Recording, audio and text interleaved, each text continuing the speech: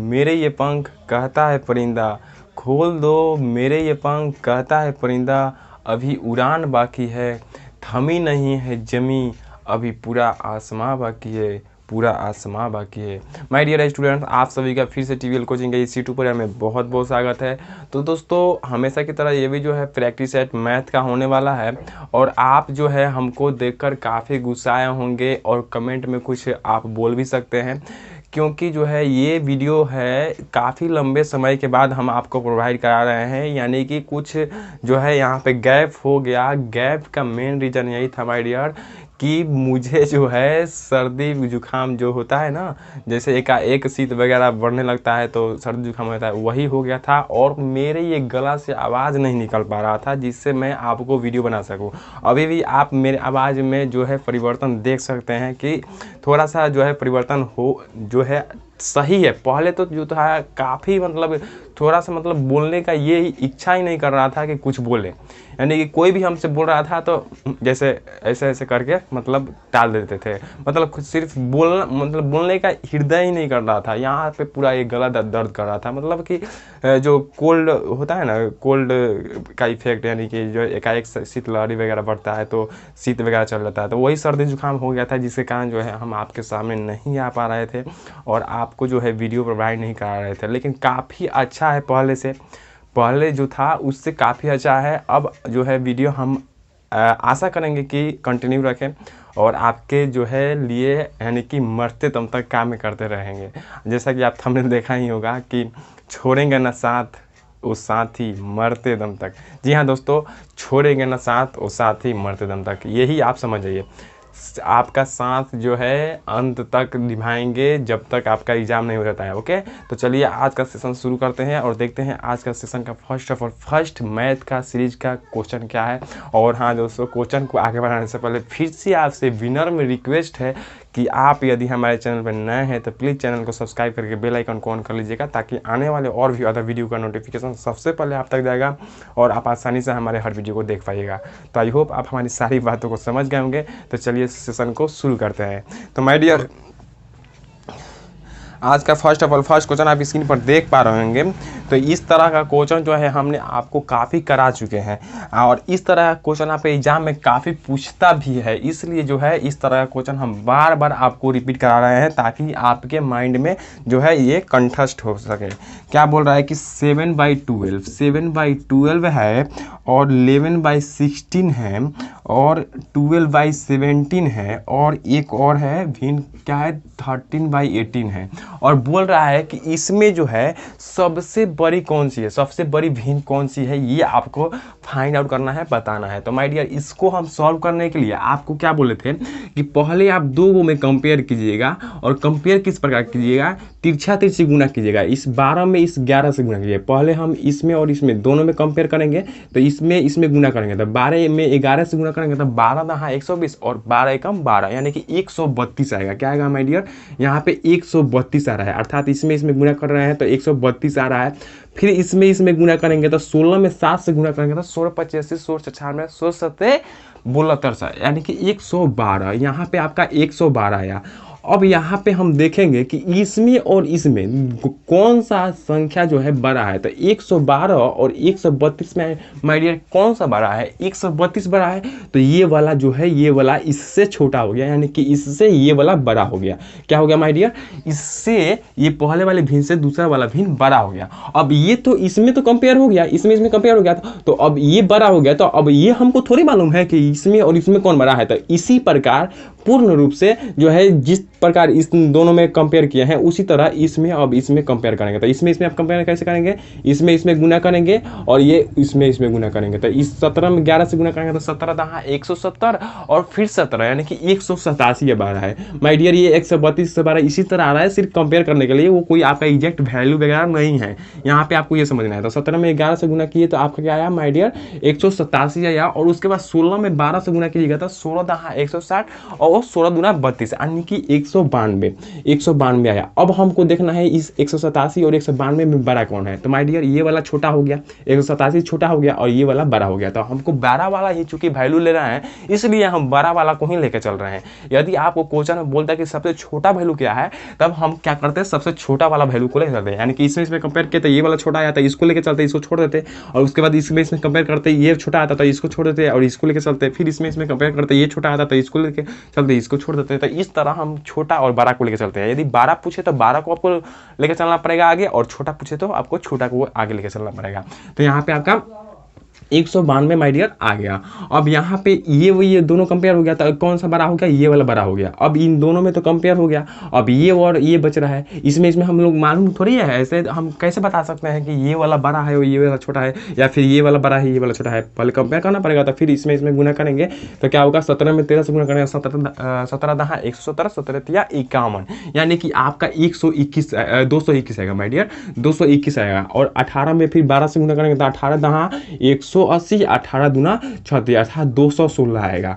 तो यहाँ पे 221 और यहाँ पे 216। अब बड़ा कौन है माय डियर, यहाँ पे 216 है, 221 है, तो ये 221 बड़ा है इससे, तो ये भी छोटा हो गया। तो यानी कि ये छोटा हो गया इससे, तो ये जो माय डियर हो गया आपका राइट आंसर हो गया। 13/18 जो है इसमें सबसे बड़ा वाला भिन्न है, यानी कि इसमें सबसे बड़ा भिन्न का मान जो है 13/18 का है। इसलिए आपका ऑप्शन नंबर यहाँ पे देखेंगे ऑप्शन, तो 13/18 ऑप्शन नंबर ए है, इसलिए आपका option number A will be correct answer हो जाएगा। देन आई होप आप इस क्वेश्चन को समझ गए होंगे माय डियर। तो चलिए अब नेक्स्ट क्वेश्चन की तरफ बढ़ते हैं।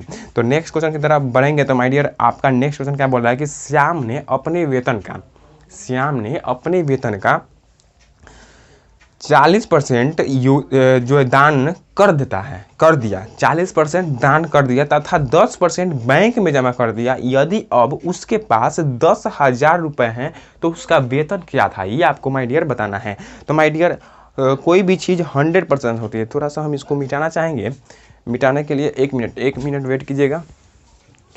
हाँ, तो माय डियर इसका वेतन जो है क्या कर लेंगे, इसको वेतन को हम लोग 100% मान लेंगे। क्या मान लेंगे, 100% इसके वेतन को हम लोग मान लेंगे। मान कर चलेंगे कि इसका वेतन जो है 100% है। वेतन क्या है माय डियर, इसका वेतन 100% है, और इस 100% में 40% दान कर देता है और 10% जो है बैंक में जमा कर देता है। तो 40% दान कितना करता है माय डियर, 40% दान करता है। और बैंक में कितना जमा करता है माय डियर, बैंक में जमा करता है कितना, 10% माय डियर, कितना परसेंट, 10% बैंक में जमा कर देता है। यदि अब उसके पास 10,000 रुपये हो तो माय डियर यहाँ पे आप देखिएगा तो वेतन इसका टोटल जो कमाई है वो आपका 100% है। ठीक है, आप यहाँ पे कॉन्सेंट्रेट होकर देखिएगा तभी जाकर समझ पाइएगा, अन्यथा नहीं समझ पाइएगा। तो वेतन जो है 100% है और दान जो कर रहा है वो आपका 40%, 100% में से दान कर दे रहा है 40% और 10% बैंक में जमा करता है। तो टोटल कितना जो है ये अपना खर्च वगैरह कर लेता है या फिर जमा कर लेता है। तो ये टोटल कितना हो गया माय डियर, टोटल 50% हो गया। 50% जब हो गया तो इस वेतन का 50% दान और बैंक में जमा करने में खर्च वगैरह जो भी है कर देता है। तो आपका उसके पास अब जो रुपया बच रहा है वो आपका 10, एक्चुअली यहाँ पे लाइट कटने की वजह से थोड़ा सा प्रॉब्लम क्रिएट हो गया। हम लोग कहाँ थे माय डियर, यदि अब उसके पास यहाँ पे थे जी, हाँ, यदि अब उसके पास 10,000 रुपये है तो इसका वेतन है, यानी कि ये पूरा वेतन का 50% तो ऐसे ही मतलब खर्च वगैरह जो भी दान करने में या फिर बैंक में जमा करने में टोटल मतलब इन्वेस्ट कर देता है। यानी बैंक में 10% जमा करता है और 40% दान कर देता है, अर्थात ये अपने वेतन का 50% गंवा देता है या फिर बैंक में जमा करता है। अब जो बचेगा उसके बाद 50% बचेगा, और यहाँ पे आपके क्वेश्चन में बोल रहा है कि अब जो है उसके पास 10,000 बचा है, अर्थात अब जो बचा है इसके पास 50% बचा है या फिर 10,000 बचा है। तो 10,000 बचा है, 10,000 बचा है। ये दोनों एक दूसरे के इक्वल हो जाएंगे अकॉर्डिंग टू क्वेश्चन। क्यों, क्योंकि वेतन 100% मान लिए हैं और 100% में से 40%, 10% अर्थात 50% चला गया, तो बचा उसके पास क्या 50% ही बचा, तो 50% बचा अर्थात कितना बचा, 10,000 बचा। 50% का मान आपको 10,000 क्वेश्चन में ही दे रखा हुआ है। तो यहाँ पे 50% बराबर 10,000। तो यदि आप यहाँ से 1% का वैल्यू निकालिएगा तो ये 50 जो है इसको कैंसिल आउट करेगा। कितना बार में कैंसिल आउट करेगा माय डियर, यहाँ पे 50 भाग में चला जाएगा, 0 से 0 कट जाएगा, ये आपका 5 दूना 10 अर्थात 200 आएगा। अर्थात 1% का मान जो है आपका 200 आया। क्या है माय डियर, 200 आया। तो आपसे पूछ रहा है क्या कि वेतन उसका जो है उसका वेतन क्या था, तो वेतन हमने माना कितना है 100%, 1% का 100, तो 100% का मान यहाँ पे 200 से गुना कर देंगे तो जो आएगा वो आपका राइट आंसर आएगा। तो कितना आ जाएगा माय डियर, 20,000। तो 20,000 विल बी करेक्ट आंसर हो जाएगा। 20,000 विल बी करेक्ट आंसर हो जाएगा। यहाँ पे आपका ऑप्शन नंबर सी में दे रखा हुआ है, इसलिए आपका option number C will be यहाँ पे करेक्ट आंसर हो जाएगा। तो आई होप आप इस क्वेश्चन को समझ गए होंगे। तो चलिए नेक्स्ट क्वेश्चन की तरफ बढ़ते हैं। तो माय डियर यदि अगले क्वेश्चन की बात करें तो अगला क्वेश्चन आप स्क्रीन पर देख सकते हैं। ये क्वेश्चन आपका वर्क एंड टाइम से रिलेट करता हुआ क्वेश्चन है। क्या बोल रहा है, 3 आदमी किसी कार्य को 6 दिन में समाप्त करते हैं। 3 आदमी किसी कार्य को 6 दिन में समाप्त कर सकते हैं। 3 आदमी और आ जाने पर कार्य समाप्त होगा कितने दिन में, ये बताइए। तो इसको बनाने का एक हम मेथड बताए थे, एक फॉर्मूला बताए थे। वो फॉर्मूला काफ़ी इंपॉर्टेंट था माय डियर। क्या था formula, M1 into D1 equal to M2 into D2 था। और इसी फॉर्मूले से आप काफ़ी अधिक क्वेश्चन जो है वर्क एंड टाइम का बना सकते हैं और उसका आंसर प्राप्त कर सकते हैं। तो इसलिए ये फॉर्मूला आप याद रखिएगा। ये क्या होता है, कैसे होता है, चलिए उसको हम देख लेते हैं। ऐसे तो हम काफ़ी बार इस फॉर्मूले से क्वेश्चन बना चुके हैं और आपको बता चुके हैं क्या होता है, कैसे होता है। फिर भी नहीं जानते हैं तो चलिए इसको फिर से देखते हैं क्या होता है माय डियर।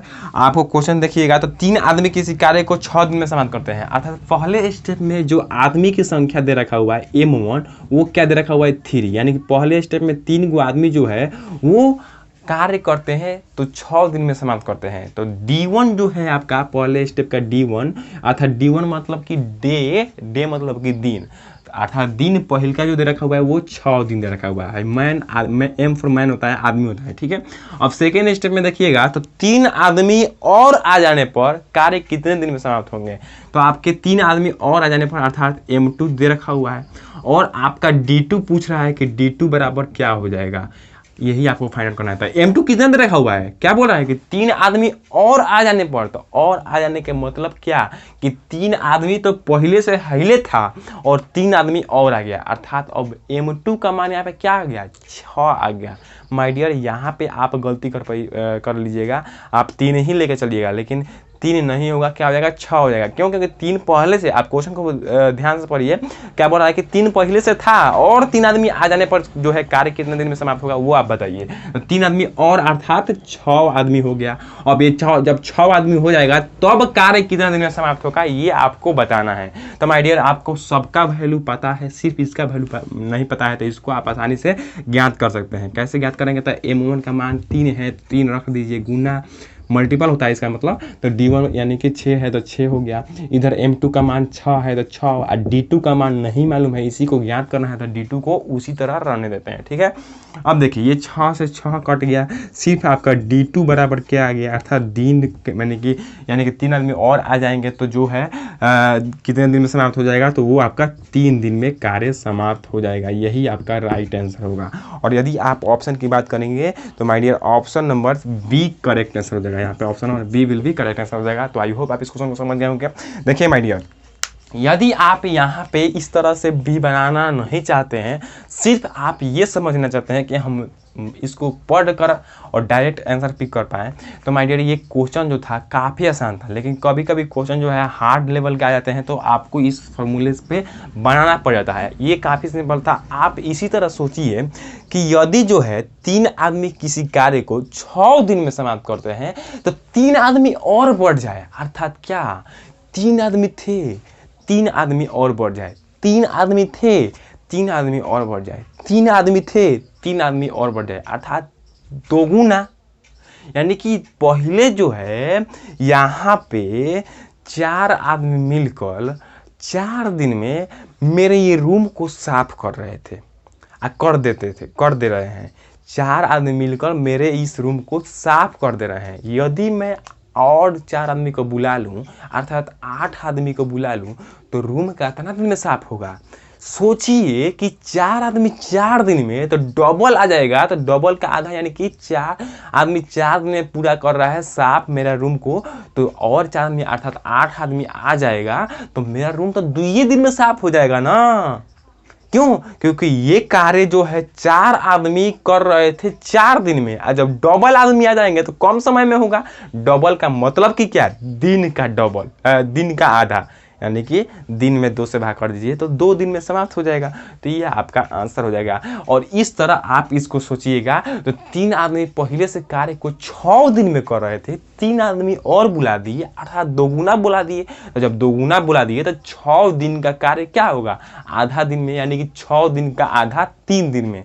आई होप कि आप अंडरस्टैंड कर पा रहे होंगे और कर लिए होंगे। तो यहाँ पे आप इसको कॉन्सेप्ट के थ्रू भी सोचकर आप आंसर पिक कर सकते हैं। तो ये मेरा मोटिव था कि आप कॉन्सेप्ट के तहत भी समझिए क्वेश्चन को, न कि सिर्फ बनाने के तौर पर। आप ये भी सोचिए कि हम डायरेक्ट भी आंसर कैसे पिक कर सकते हैं, यानी अनुमान लगाकर भी आंसर कैसे पिक कर सकते हैं। तो काफ़ी सिंपल क्वेश्चन था। डबल आदमी होगा तो आधा दिन में कार्य समाप्त हो जाएगा, सिंपल था। तो चलिए नेक्स्ट क्वेश्चन की तरफ बढ़ते हैं और देखते हैं हमारा अगला क्वेश्चन क्या है। तो माय डियर अगला क्वेश्चन आप स्क्रीन पर देख पा रहे होंगे। तो क्या बोल रहा है कि यदि एक वर्ग की भुजा 50% बढ़ा दी जाए तो उसका क्षेत्रफल बढ़ जाएगा, अर्थात जो है वर्ग की भुजा में 50% की वृद्धि करने पर जो है क्षेत्रफल में कितना वृद्धि होगा, वो माय डियर आप बताइए। तो वो आप कैसे निकाल रहे थे my dear? x plus y plus x y by 100 करके निकाल रहे थे। कैसे निकाल रहे थे? 100 करके निकाल रहे थे। जब वृद्धि होता था तो प्लस प्लस लेकर चलते थे, तो यहाँ पे 50 हो गया x का मान, क्योंकि 50% का ही वृद्धि हो रहा है। तो 50% फिर प्लस 50% और प्लस में फिर 50 इंटू 50 बाई 100 तो 0 से 0 कैंसिल, 0 से 0 कैंसिल। आपका कितना आ गया? ये आपका 50 50 100 और ये 50 25 अर्थात 125% आ गया। और यही आपका राइट आंसर होगा।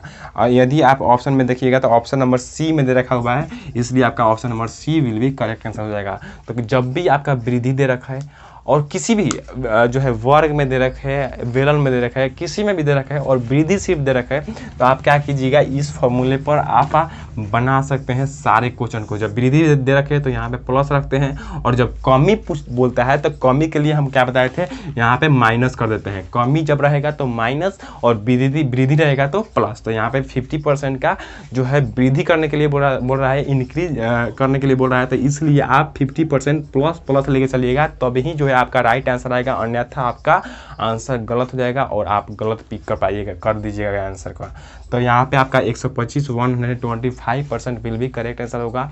तो आई होप आप इस क्वेश्चन को भी समझ गए होंगे। इस फार्मूला को याद कर लीजिएगा और यहाँ पे इस फार्मूला का याद कर लीजिएगा। ये दोनों काफ़ी महत्वपूर्ण है आपके एग्जाम के परस्पेक्टिव से। तो ओके, चलिए नेक्स्ट क्वेश्चन की तरफ बढ़ते हैं।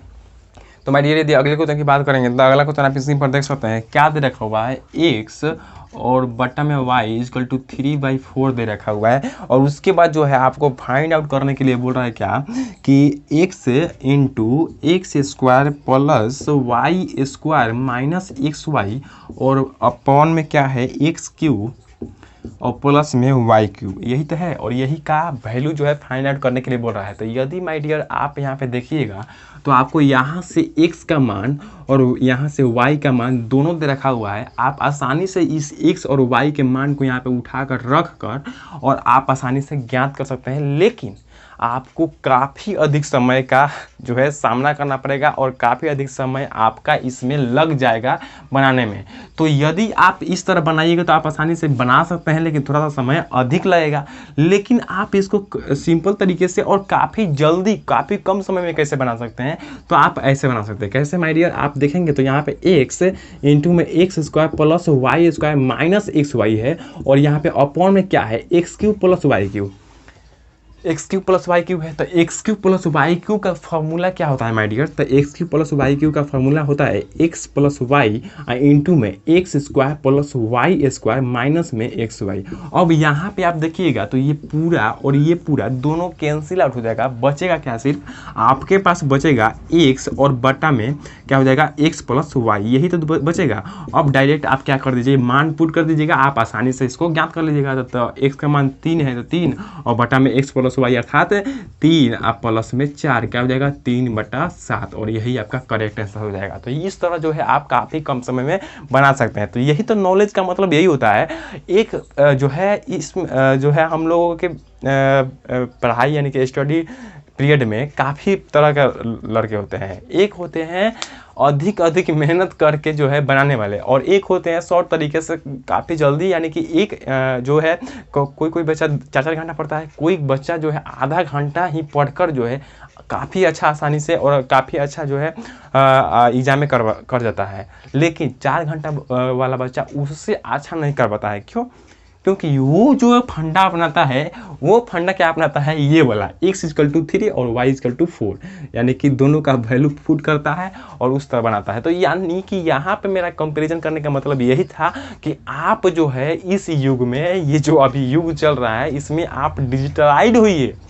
जिस प्रकार मोदी जी का नारा है डिजिटलाइज होइए, उसी प्रकार आप पढ़ाई के प्रति भी डिजिटलाइज होइए, यानी कि जो है कॉन्सेप्ट को समझकर और उसको काफ़ी जल्दी कैसे करें उसको आप करने का प्रयास कीजिए। तो आप उस तरह बनाते तो उस तरह भी आप बनाते थे और आपका आंसर सही आता। लेकिन आप यदि इस तरह बनाते हैं तो आपका जो है थोड़ा सा माइंड भी डेवलप होगा, यानी कि इस फार्मूले के प्रति आपको यहाँ पे ये फार्मूला भी फिर से रिपीट हो गया, ये फार्मूला फिर से रिपीट हो गया, तो आपके माइंड में ये सारे फार्मूले बैठे रहेंगे। यानी कि इस तरह जो है आप आसानी से और काफ़ी कम समय भी बना सकते हैं। और ये जो है आपके अंदर के गुण को भी दिखाता है कि आप कितना अधिक प्रैक्टिस किए हैं। जो व्यक्ति प्रैक्टिस किया होगा वही ना इस तरीके से बना सकता है, अन्यथा जो प्रैक्टिस किया ही नहीं है, वो जानता ही नहीं है कि हम इसका मान यहाँ पे रख कर इन दोनों को कैंसिल आउट करके यहाँ से पुट करके मान को ज्ञात कर सकते हैं, वो जानता नहीं है तो वो कैसे करेगा। वो तो डायरेक्ट ऐसे ही ना करेगा, x=3 और y=4 का मान पूरा में रखेगा, उसके बाद गुना वगैरह करेगा, उसके बाद कैंसिल आउट करेगा, उसके बाद जो आएगा उसका आंसर आएगा। तो वो उस प्रकार करेगा। तो जब तक आप प्रैक्टिस नहीं किए होंगे तब तक आपको मालूम कैसे चला होगा। तो ये आपके अंदर के गुण को बताता है कि यदि आप इस तरह बनाते हैं और आपका जो है IIT एंट्रेंस एग्जाम दे रहे हैं आप, तो जो आपका रफ कॉपी दिया जाता है ना, रफ कॉपी, तो उसमें भी आप रफ कीजिएगा और करना पड़ता है। यदि आप उसमें रफ नहीं कर पाते हैं और करते हैं और आपका रैंक अच्छा है तो आपके कॉपी को इग्नोर भी किया जा सकता है, यानी कि वहाँ पे आपके रफ कॉपी को भी जांचा जाता है। यदि आपका रैंक अच्छा आ गया है तो आपके रफ कॉपी को भी जांचा जाता है कि आखिर आप बनाए कैसे हैं क्वेश्चन को, या फिर कोई धांधली वगैरह हुआ है क्या, तो इसको यानी कि वहाँ पे आपके रफ कॉपी अर्थात आपके माइंड डेवलपमेंट को भी जांचा जाता है। ये आप अभी पहली बार सुने होंगे, लेकिन ये सत्य है, करवा सत्य है, ठीक है। तो ये आप ध्यान रखिएगा कि आपका रफ कॉपी भी IIT एंट्रेंस एग्जाम में जांचा जाता है। आपसे औसुला क्यों जाता है? आप यदि देखिएगा इंट्रेंस एग्जाम में कोई भी लड़का बैठा होगा तो उससे पूछिएगा कि भाई आपने इंट्रेंस एग्जाम दिया तो क्या अपनी जो है रफ कॉपी आपने घर लेकर आया? कहेगा नहीं, मैंने कॉपी कोई भी कागज वगैरह वहाँ से नहीं लेके आया। सारी चीज़ जो है वसूल लिया जाता है, ले लिया जाता है वहाँ पे। तो वो रफ कॉपी जो है उसमें आपके बनाने के तरीके और माइंड डेवलपमेंट कितना है आप में, वो सारे भी देखे जाते हैं, ठीक है। तो यहाँ पे आप नए बात सुने हैं तो नई बात सुने हैं तो ये मत समझिएगा कि मैं गलत बोल रहा हूँ, करवा सत्य है, सत्य सत्य सत्य, ये ठोक लीजिए, दावा रख लीजिए कि ये मैं जो बोला हूँ सत्य है। आपके रफ कॉपी की भी जांच होती है, ठीक है। चलिए ज़्यादा बकवास हो गया, हम अगले क्वेश्चन की तरफ बढ़ते हैं। तो माय डियर अगला क्वेश्चन आप स्क्रीन पर देख सकते हैं। क्या बोल रहा है कि एक संख्या जो है दूसरी संख्या से 8 अधिक है, एक संख्या दूसरी संख्या से 8 अधिक है, छोटी संख्या का 3 गुना बड़ी संख्या के 2 गुने के बराबर है। छोटी संख्या है अर्थात कितना है वो बताइए। तो माय डियर आप इसको पहले मिटाइएगा, तो आपका क्वेश्चन क्या बोल रहा है उसको पहले विस्तार से आप पढ़िए, ठीक है। उसके बाद जो है हम इसको मिटाने के बाद आपको बताने का प्रयास करते हैं। चलिए क्या बोल रहा है माय डियर? हाँ ये था, हाँ 7 नंबर क्वेश्चन था। एक संख्या जो है दूसरी संख्या से 8 अधिक है, एक संख्या दूसरी संख्या से 8 अधिक है, छोटी संख्या का 3 गुना बड़ी संख्या के 2 गुने के बराबर है। तो मान लेते हैं कि बड़ी संख्या जो है बड़ी संख्या वो मान लेते हैं हम लोगों का x है, और छोटी संख्या जो है माय डियर, छोटी संख्या मान लेते हैं y है। क्या है माय डियर? y है। अब क्या बोल रहा है, अकॉर्डिंग टू क्वेश्चन चलेंगे तो एक संख्या दूसरी संख्या से 8 अधिक है। तो अकॉर्डिंग टू क्वेश्चन चलेंगे माय डियर, तो एक संख्या जो है वो दूसरी संख्या से 8 अधिक है, अर्थात है बड़ी संख्या ही ना जो होगा वो छोटी संख्या से बड़ा होगा। माय डियर यहाँ पे आपको समझने की बात है कि बोल रहा है कि यह एक संख्या जो है दूसरी संख्या से 8 अधिक है। तो 8 अधिक है क्या कि बड़ी संख्या 8 अधिक होगी। तो बड़ी संख्या क्या है? x है, तो y यानी छोटी संख्या क्या होगी माय डियर? छोटी संख्या बराबर क्या हो जाएगा? y plus 8। ये क्वेश्चन बोल रहा है आपका कि अकॉर्डिंग टू क्वेश्चन चलेंगे तो बोल रहा है कि एक संख्या दूसरी संख्या से 8 अधिक है, अर्थात जो बड़ी संख्या माने हैं x वही ना छोटी संख्या से 8 अधिक होगा। तो छोटी संख्या आपका y है, इसमें 8 जोड़ देंगे तो दोनों एक दूसरे के इक्वल हो जाएंगे। अब जब इक्वल हो गए तो अगले स्टेप में चलेंगे। तो अगला स्टेप बोल रहा है कि छोटी संख्या का 3 गुना। अगले स्टेप में अगेन अकॉर्डिंग टू क्वेश्चन चलेंगे तो अगेन अकॉर्डिंग टू क्वेश्चन क्या बोल रहा है कि छोटी संख्या का 3 गुना। तो छोटी संख्या क्या है? y है, y का 3 गुना अर्थात 3y, 3 गुना बड़ी संख्या के 2 गुना के बराबर है। तो बड़ी संख्या क्या है? x के 2 गुना के बराबर है। क्या है माय डियर? बराबर है। तो यहाँ पे आप देखिएगा तो यहाँ पे भी जो है आपका एक रेशियो निकल आ जाएगा। यहाँ पे रेशियो नहीं, एक समीकरण इक्वेशन बनकर निकलेगा। इस y को उधर लेके चलिएगा तो क्या हो जाएगा आपका 2x minus 3y equal to क्या हो जाएगा? 0 हो जाएगा। और आप इसको आगे बढ़ाइएगा तो इस इक्वेशन को आगे बढ़ाइएगा तो क्या हो जाएगा? ये y को इधर लेके आइए, तो इस y को इधर लेके आइएगा तो क्या हो जाएगा आपका x minus y equal to 8। और इसको इक्वेशन फर्स्ट मान लीजिए, इक्वेशन सेकंड मान लीजिए। अब इक्वेशन फर्स्ट और सेकंड से लेकर चलेंगे तो आप क्या करेंगे? इसको सॉल्व करेंगे इक्वेशन फर्स्ट और सेकंड लेकर तो यहाँ पे आपको इसमें 2 से गुना करेंगे तब भी ना, यानी कि आप प्रतिस्थापन विधि से जब भी x और y का मान ज्ञात करते हैं एक रेखीय समीकरण में दो चर वाले रैखिक समीकरण में, तो वहाँ पे आप क्या करते हैं? एक वैल्यू को इक्वल करते हैं। तो एक वैल्यू को इक्वल करने के लिए इस इक्वेशन में आपको या तो 2 से गुना करना पड़ेगा या फिर इस y को बराबर करने के लिए 3 से गुना करना पड़ेगा। तो हम क्या करते हैं? x को ही बराबर करते हैं, अर्थात इसमें 2 से गुना करेंगे। तो 2 से गुना करेंगे तो यहाँ पे क्या हो जाएगा? 2x क्या हो जाएगा माय डियर? क्या करते हैं? इक्वेशन 1 गुना 2 कर देते हैं और माइनस क्या कर देते हैं? 2 नंबर इक्वेशन, क्या माइनस कर देते हैं 2 नंबर इक्वेशन। तो ये इक्वेशन 1 में 2 से गुना करेंगे 2 से तो क्या हो जाएगा? 2x और माइनस में 2y इक्वल टू में 8 दूना 16 हो जाएगा। अब 8 दूना 16 और माइनस क्या करना है? 2 नंबर इक्वेशन करना है माइनस। तो माइनस क्या करना है? 2x minus 3y equal to 0 है। अब घटाना है तो क्या हो जाएगा? चिन्ह पलट जाएगा, प्लस है तो माइनस, माइनस है तो यहाँ पे प्लस और यहाँ पे प्लस है तो माइनस हो गया। अब ये 2x कैंसिल आउट हो जाएगा, प्लस 3y 2y क्या हो जाएगा? y हो जाएगा सिर्फ, और y बराबर क्या हो जाएगा? ये माइनस 0 है 16 है, यानी कि 6 आ जाएगा, अर्थात y बराबर आपका 16 आ गया। और आपसे पूछा क्या है माय डियर? छोटी संख्या क्या है? तो छोटी संख्या हम लोग क्या माने हैं? y माने हैं, और इसी का मान जो है 16 आ गया, और यही आपका एग्जैक्ट वैल्यू होगा और यही आपका राइट आंसर होगा। और यदि आप ऑप्शन में देखेंगे तो ऑप्शन नंबर बी में दे रखा हुआ इसका आंसर 16, इसलिए आपका option number B will be correct answer हो जाएगा। तो आई होप आप यहाँ पे इस क्वेश्चन को काफ़ी अच्छे तरह से समझ गए होंगे। नहीं समझे हैं तो इसका स्क्रीनशॉट लीजिए और फिर से अपने कॉपी में बनाइए, आप आसानी से समझ जाइएगा। ठीक है, तो चलिए नेक्स्ट क्वेश्चन की तरफ हम बढ़ते हैं। तो माय डियर यदि अगला क्वेश्चन की बात करें तो अगला क्वेश्चन हम स्क्रीन पर देख सकते हैं। क्या दे रखा हुआ है my dear? Sine A equal to दे रखा हुआ है, साइन ए इक्वल टू दे रखा हुआ है x प्लस 1/x दे रखा हुआ है। और उसके बाद आपसे फाइंड क्या करने के लिए बोल रहा है? सेक a इंटू कॉट ए, अर्थात क्या ज्ञात करना है आपका? सेक ए का इंटू में कॉट ए का वैल्यू फाइंड आउट करना है, इसी को फाइंड आउट करना है। तो हम क्या करते हैं? इसको थोड़ा सा और आगे लेके चलते हैं, यानी कि इसको थोड़ा सा और सिंपलीफाई करते हैं, अर्थात जो है इसको छोटा करते हैं। तो इसको क्या करेंगे? इस सेक है तो सेक को हम क्या लिख सकते हैं? सेक को 1/cos a लिख सकते हैं my dear. cos a into है तो यहाँ पे कॉट ए है, तो कॉट ए का फॉर्मूला क्या होता है? cos ए बट्टा साइन है, तो इसको हम क्या कर सकते हैं कॉस ए और बट्टा क्या करते हैं कर सकते हैं माय डियर साइन ए कर सकते हैं। आप यहाँ पे देखिएगा तो कॉस ए और कॉस ए दोनों कैंसिल आउट, क्या बचेगा माय डियर 1/sin ए बचेगा सिर्फ, और साइन ए का वैल्यू यहाँ पे आपको दे रखा हुआ है ये आपका x+1, तो आप क्या कर लीजिए साइन ए की जगह पर x+1 पुट कर दीजिए, तो साइन ए की जगह पर x+1 यहाँ पे पुट करेंगे x+1/x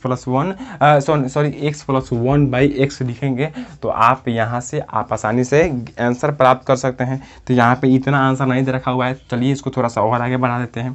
तो यहाँ पे क्या हो जाएगा, आप इस x और इसका पूरा का एलसीएम वगैरह निकालिएगा तो क्या होगा, आपका ऊपर में 1 है तो 1 यहाँ पे x² हो जाएगा, आप प्लस में 1 और पावर में x हो जाएगा, नीचे में x हो जाएगा, अर्थात ये नीचे वाला x क्या हो जाएगा पलट कर ऊपर चला जाएगा, यानी कि आपका जो आएगा आंसर वो आपका x/x² + 1 आएगा, और यही आपका सही उत्तर रहेगा। और यदि ऑप्शन की बात करेंगे तो ऑप्शन नंबर डी में दे रखा हुआ है ये, इसलिए आपका ऑप्शन नंबर डी विल भी करेक्ट आंसर हो जाएगा। तो आई होप आप इस क्वेश्चन को समझ गए, काफ़ी सिंपल था। यहाँ पे सेक ए इंटू कॉट ए का मान ज्ञात करना था। सेक ए का फॉर्मूला आप जानते हैं 1/cos ए। अब आप पूछेंगे सर आपका माइंड डायरेक्ट वो 1/cos पर ही क्यों गया, आप दूसरा कुछ भी तो लिख सकते हैं थे। तो यहाँ पे 1/cos का मान पे इसलिए गया ताकि आप चूँकि यहाँ पे जानते हैं कि कॉट ए बराबर कॉस बटा साइन आता है, और कॉस बटा साइन और यहाँ पे 1/cos, तो कॉस तो कैंसिल आउट हो जाएगा। तो थोड़ा सा आपको सोचना पड़ेगा आगे, जब तक आप भविष्य के बारे में थोड़ा सा भी नहीं जानिएगा तब तक आप इस प्रकार के क्वेश्चन को नहीं कर सकते। और ट्रिग्नोमेट्री का मतलब ही है ये कि आप थोड़ा सा ट्रिग्नोमेट्री में आगे की बात को लेके चलें, तभी जो है आप उसके आंसर के तरफ बढ़ पाइएगा, उसका आंसर पिक कर पाइएगा। तो यहाँ पे वो cos बाई साइन करेंगे तो यहाँ पे कैंसिल आउट हो जाता है, और आपका साइन सिर्फ बचेगा, तो साइन का मान तो आपको दे रखा हुआ है x+1/x, तो इसलिए आप यहाँ से ज्ञात कर सकते हैं। तो इसलिए हम जो है यहाँ पे 1/cos और cos बाई साइन लेकर चले हैं, ठीक है। तो चलिए अब नेक्स्ट क्वेश्चन की तरफ बढ़ते हैं। तो माय डियर यदि अगले क्वेश्चन की बात करें, अर्थात 8 नंबर क्वेश्चन की बात करेंगे, तो 8 नंबर क्वेश्चन क्या बोल रहा है कि एक कोण का मान इसके संपूरक कोण के मान से दुगुना है, इस कोण का माप ज्ञात करें। तो माय डियर यहाँ पे जो है आपको दो चीजें जानना है। क्या जानना है, पूरक और संपूरक। पूरक और संपूरक क्या होते हैं, तो माय डियर पूरक वे एंगल होते हैं, अर्थात त्रिभुज के वे एंगल जिन दो एंगल का योग जो है 90 डिग्री हो, वो आपके पूरक कोण कहलाते हैं। क्या कहलाते हैं, पूरक। यदि आपका एक त्रिभुज दे रखा हुआ है और उस त्रिभुज में दो एंगल्स का योग जो है 90 डिग्री हो जाए तो वो आपके पूरक हो जाएंगे।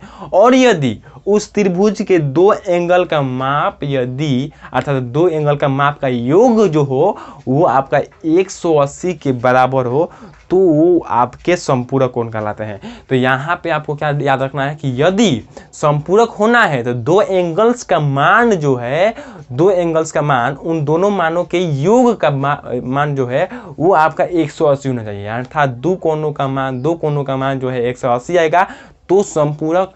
दो कोणों का मान यदि 90 डिग्री 90 आएगा तो वो आपके पूरक क्या हो जाएंगे, पूरक। आई होप कि आप यहाँ पे इतना अंडरस्टैंड कर लिए होंगे।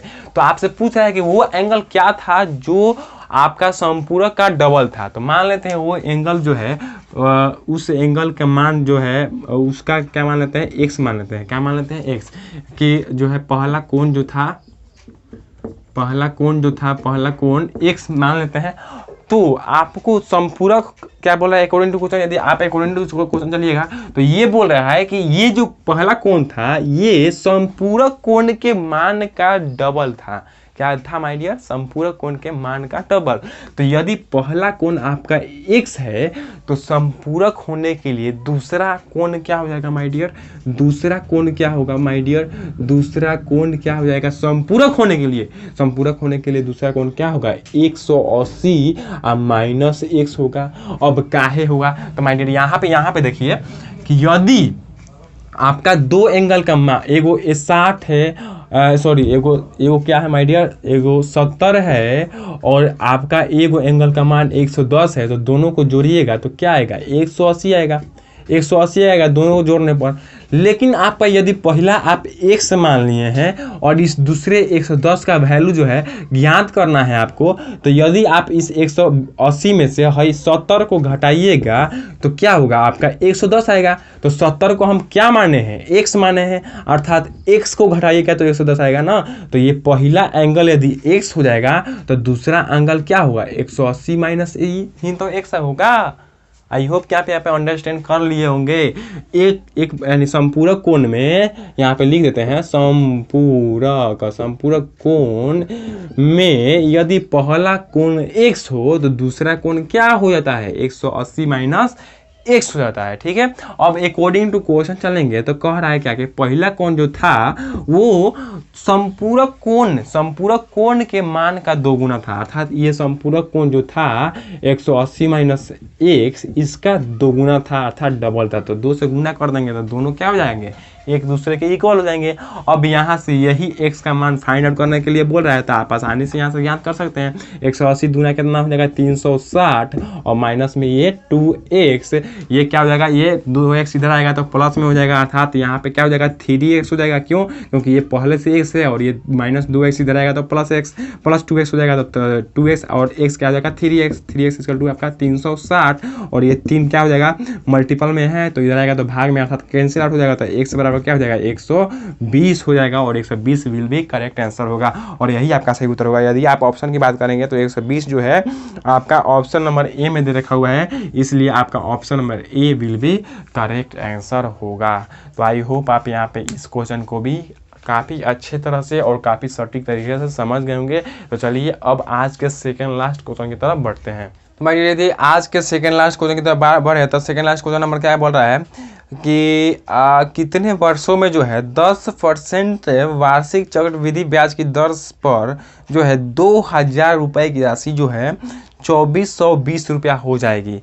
तो माय डियर यहाँ पे ये चक्रवृद्धि ब्याज पे बनेगा और चक्रवृद्धि ब्याज में जो है आपको मिश्रधन अर्थात अमाउंट दे रखा हुआ है, मिश्रधन अर्थात अमाउंट यहाँ पे मिश्रधन लिख देते हैं ताकि आपके कोई भी कंफ्यूजन ना रहा है। मिश्रधन, ठीक है, मिश्रधन अर्थात अमाउंट बराबर आपका दे रखा हुआ है 2420, क्या माय डियर 2420 रुपया दे रखा हुआ है। और जो दे रखा हुआ है आपका मूलधन अर्थात प्रिंसिपल जो दे रखा हुआ है वो भी आपको दे रखा हुआ है, कितना मूलधन क्या दे रखा हुआ है P = 2000 दे रखा हुआ है, 2000 दे रखा हुआ है। और उसके बाद जो ब्याज की दर है अर्थात रेट जो दे रखा हुआ है आपका वो दे रखा हुआ है, वो आपका कितना दे रखा हुआ है 10%। और आपसे समय जो है अर्थात टाइम जो है वो फाइंड आउट करने के लिए बोल रहा है, तो वो आपको नहीं दे रखा हुआ है, तो हम लोग उसको उसी तरह रहने देते हैं। अब यहाँ पे माय डियर दे क्या क्या रखा हुआ है, आपको मिश्रधन दे रखा हुआ है, प्रिंसिपल दे रखा हुआ है और रेट दे रखा हुआ है। समय पूछ रहा है तो आप यहाँ पे यदि मिश्रधन बराबर लेके चलिएगा, अकॉर्डिंग टू क्वेश्चन मिश्रधन बराबर लेके चलिएगा तो मिश्रधन बराबर क्या होता है, मिश्रधन बराबर तो पहले फर्स्ट ऑफ ऑल आपको 2420 रुपये दे रखा हुआ है तो 2420 रुपया हो गया। और यदि फॉर्मूला की बात करेंगे तो मिश्रधन बराबर क्या होता है P × 1 + R/100 का पावर n = क्या 2420 है तो 2420, ये आपका मिश्रधन और ये भी आपका मिश्रण, दोनों एक दूसरे के इक्वल हो गए।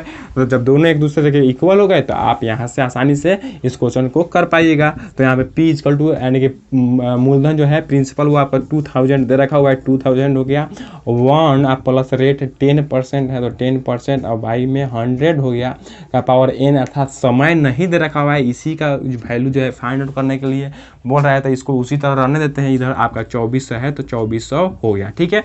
अब इसको थोड़ा सा और आगे बढ़ाएंगे तो यहाँ पे आप देखिएगा माय डियर, तो ये 2000 है, कितना है 2000 है, इधर जाएगा तो इधर गुना में ही जाएगा तो भाग में हो जाएगा, तो इधर क्या बचेगा, इधर सिर्फ बचेगा आपका 1 और ये 10 0 0 से कट जाएगा तो 10 आ 1 कितना होगा 10 से कम 10 आ 1 11, अर्थात 11 बटा इधर क्या बचेगा सिर्फ 11 और बटा 10 का पावर n, इधर क्या हो जाएगा 2400 बटा 2000, ये आपका जो है 2000 बटा में चला गया यार, 2420 है माय डियर, 2420 बटा में 2000, ये बटा में आ गया 2000 प्रिंसिपल जो था। तो चलिए यहाँ पे आप कैंसिल आउट कीजिएगा तो ये 0 से 0 कैंसिल आउट हो जाएगा, और इसको काटिएगा 2 से तो कितना हो जाएगा 100, और इसको 2 से काटिएगा तो 12 दूना 24 और 2 एकम 2, ठीक है। अब यहाँ पे देखिएगा तो 11/10 का power n is equal to में आपका 121/100 है। क्या हो गया यहाँ पे 121/100 ही तो आया है माय डियर, 121/100 ही तो आया है। तो 121/100 को आप क्या कर सकते हैं, क्या लिख सकते हैं, 11/10 का पावर 2 लिख सकते हैं माय डियर, 11/10 का पावर 2 लिख सकते हैं। तो यहाँ पे आप देखेंगे तो ये भी बेस और ये भी बेस दोनों एक दूसरे के इक्वल हैं, तो दोनों कैंसिल आउट हो जाएंगे। क्या बचेगा, सिर्फ पावर जो होगा वो आपका एक दूसरे के इक्वल हो जाएंगे। अर्थात आपको जो है बेस यदि बराबर में बेस समान हो तो पावर भी एक दूसरे के क्या हो जाते हैं, समान हो जाते हैं, इक्वल हो जाते हैं। तो पावर n बराबर जो है क्या हो जाएगा 2 हो जाएगा, और यही n क्या है, समय है, और ये समय बराबर 2 वर्ष आया, और यही आपका 2 वर्ष करेक्ट आंसर होगा। तो आई होप आप इस क्वेश्चन को समझ गए होंगे। ये आपका ऑप्शन की बात करेंगे तो इस क्वेश्चन का ऑप्शन नंबर जो है सी में रखा हुआ है 2, इसलिए आपका option number C will be correct answer हो जाएगा। तो आई होप आप इस क्वेश्चन को काफ़ी अच्छी तरह से समझ गए होंगे। तो चलिए हम अब आज के इस सेशन के लास्ट क्वेश्चन की तरफ बढ़ते हैं। तो माय डियर आज के इस सेशन के लास्ट क्वेश्चन की तरफ बढ़े तो लास्ट क्वेश्चन आपका एक द्विघात समीकरण जो है दे रखा हुआ है, द्विघात समीकरण कहिए या फिर बहुपद वगैरह कहिए, जो भी कहिए, उसका गुणनफल जो है मूलों का गुणनफल ज्ञात करना है। तो माय डियर यदि अगले क्वेश्चन की तरफ बढ़े और अर्थात आज के सेशन के लास्ट क्वेश्चन की तरफ बढ़े तो लास्ट क्वेश्चन क्या बोल रहा है, आपको एक द्विघात समीकरण दे रखा हुआ है और उसके मूलों का एक गुणनफल क्या है वो ज्ञात करने के लिए बोल रहा है। माय डियर यहाँ पे आप देखना चाहेंगे तो आपको एक द्विघात समीकरण दे रखा हुआ है क्या, 3 और माइनस में 7x, क्या दे रखा हुआ है, माइनस में 7x और प्लस में 6x² और इक्वल टू में 0 दे रखा हुआ है। और ज्ञात करने के लिए क्या बोल रहा है, मूलों का गुणनफल। क्या माय डियर, मूलों का गुणनफल माय डियर, मूलों का गुणनफल ज्ञात करने के लिए बोल रहा है। तो जब हम आपको द्विघात समीकरण पढ़ाए थे तो वहाँ पे आपको द्विघात समीकरण में मूलों का गुणनफल और मूलों का योगफल और जो भी आपके विविक्तर जो है, विविक्तर यानी कि डिटरमाइन जो बन जाते हैं डिटर्मिनेंट, वो क्या होते हैं वो सारे हम यहाँ वहाँ पे बता चुके हैं। यदि आप यहाँ पे नहीं देखे हैं तो आप प्ले लिस्ट में जाइए और ITI मैथ कोर्स में जाइए और वहाँ पे देखिए बहुपद यानी कि द्विघात समीकरण वाला कौन सा वीडियो है उसको चलाइए और देखिए, उसमें काफ़ी सटीक तरीके से और काफ़ी अंदर की बातों को हमने क्लियर किए हैं और सारे कॉन्सेप्ट को वहाँ पे आपको समझाए हैं।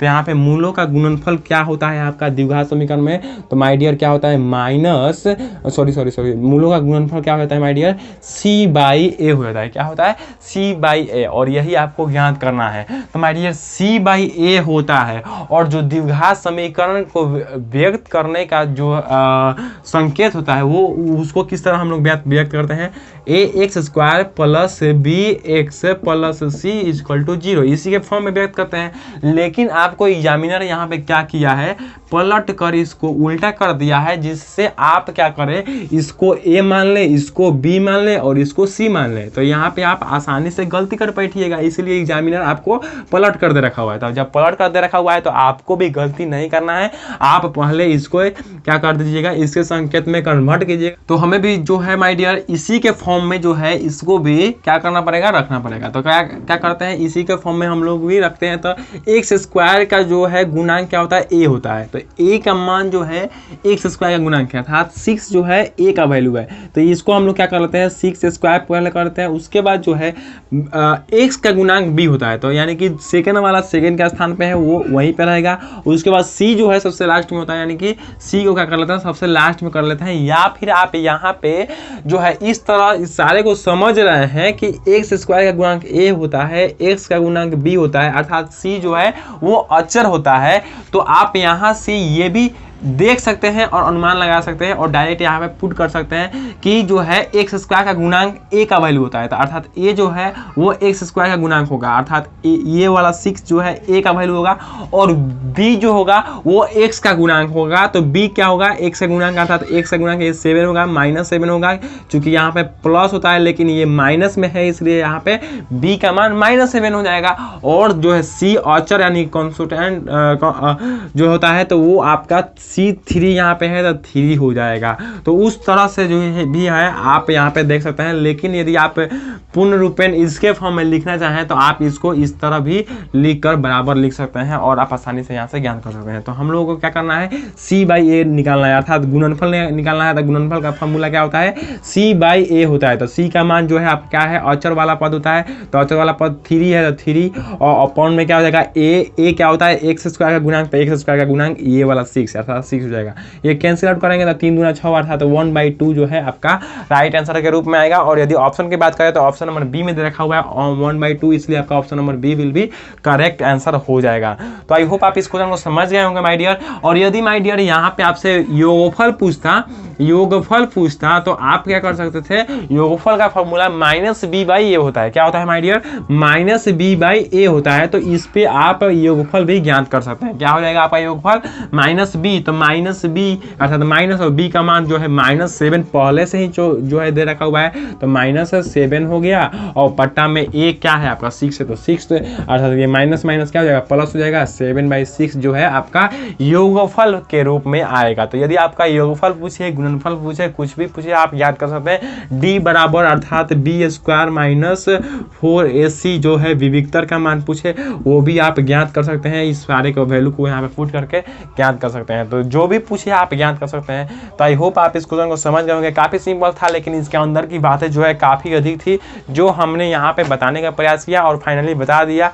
तो माय डियर यहाँ पे इस सेशन का यहीं पे अंत होता है। फाइनली हम लोगों का 10 क्वेश्चन क्लियर हो गया। तो आई होप आप इस 10 क्वेश्चन को समझ गए होंगे और इससे काफ़ी अधिक कंसेप्ट हासिल किए होंगे। ये हम जो है बोलने का मन न करते हुए भी जो है आपके सामने आने का, जो कि काफ़ी अधिक दिन हो गया था आपको वीडियो प्रोवाइड कराए हुए, इसलिए जो है हम यहाँ पे आज आपको फाइनली लेकर आए और आपके लिए ये वीडियो बनाए।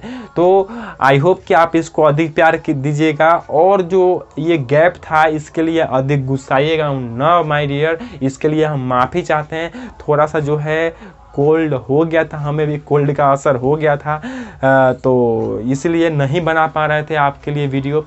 तो यहाँ पे आपको ये ध्यान रखना है, सिर्फ आप ये ध्यान रखिएगा, छोड़ेंगे ना साथ वो साथी मरते दम तक। तो ये बात, ये कथन जो है हमारा स्टेटमेंट, ये आप याद रखिएगा, ठीक है।